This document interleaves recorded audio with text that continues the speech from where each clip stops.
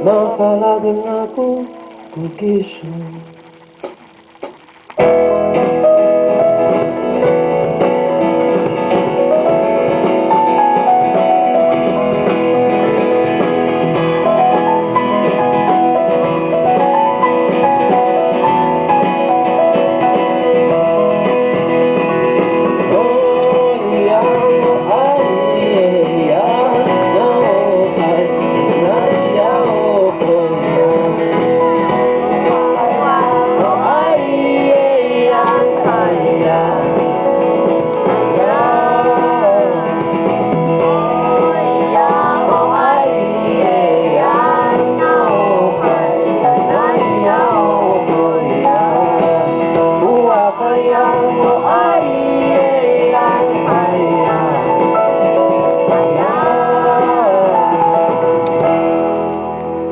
谢谢。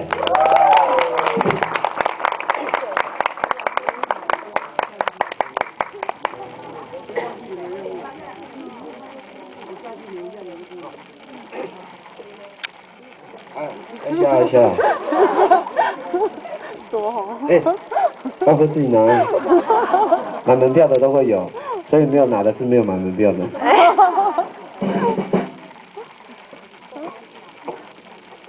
我的表演都可以聊天，好不好？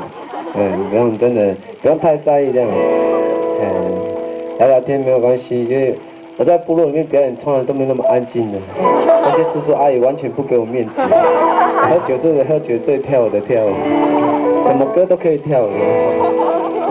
你们真的是对我最好的歌迷。然后今天是回来家，我家就在下面了，那边就是都兰了，不要怀疑。海岸线的首都就是这么繁荣，有7-11，还有网咖，只是你们不知道而已。我们这也是，它应该是离台东市最近的海岸线的部落吧。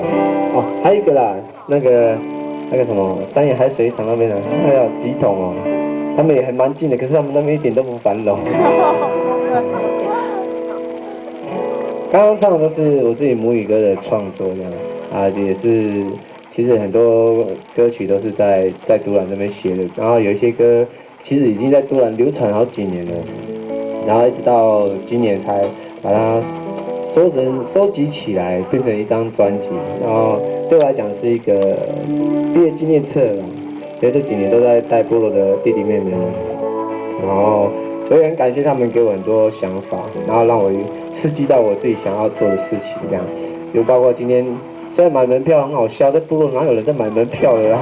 他进来就进来，但是就是很想要做这个事情，把门票的收入就是先回去给部落这样，然后当做一个我在带弟弟妹妹们的一个教育基金，讲教育基金。很像很严肃了，其实就是吃饭的钱而已。然后教学的一些材料啊什么的，然后工具啊，就买一些工具，像刀子啊这种不容易买得到的东西。差点就要买枪了，你知道吗？练习要打猎要买枪啊。那慢慢来，慢慢来，我们一步一步来这样。